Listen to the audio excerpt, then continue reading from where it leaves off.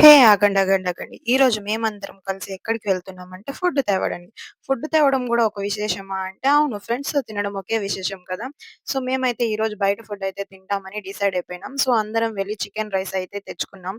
Chicken రైస్‌లో oil చూడగానే నాకైతే కడుపు నిండిపోయింది. అలా అని తినకుండా ఉండలేం కదా!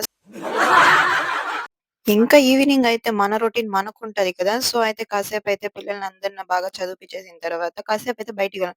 అక్కడ చూడండి గైస్ మా అవ్వయితే టమాటాలయితే భలే పెంచుతా ఉంది కదా! సో, మనం హార్వెస్ట్ చేసిందయితే బావుంటది. తర్వాతయితే మెహందీ ఆర్డర్ అయితే వచ్చింది. సో, కాసేపు ఆ అమ్మాయికయితే మెహందీ అయితే వేసేసినాను. తర్వాత మా మమ్మీ అయితే ఇంకా డిన్నర్ అయితే ప్రిపేర్ చేసినారు. దోస ఇది చేసినారు. నేనైతే అది తినలేదు. ఊరికే షోకలా పెట్టినాను. తర్వాత ఐస్ క్రీమ్ అయితే తినేసి మా ఫ్యామిలీ కోసం నేనైతే బ్రెడ్ కట్లెట్ అలాగే శాండ్‌విచ్ అయితే చేసినాను. బ్రెడ్ కట్లెట్ టేస్ట్ మాత్రం బాగొచ్చింది. నేనిది ఫస్ట్ టైమ్ కాదు, సెకండ్ టైమ్ అయితే ట్రై చేయడం. బావునింది టేస్ట్. సో, మా అవ్వ అయితే తినేసి టేస్ట్ అయితే సూపర్‌గా ఉంది అని చెప్తున్నారు. సో, మీరైతే వెళ్తూ వెళ్తూ లైక్, షేర్ అండ్ సబ్స్క్రైబ్.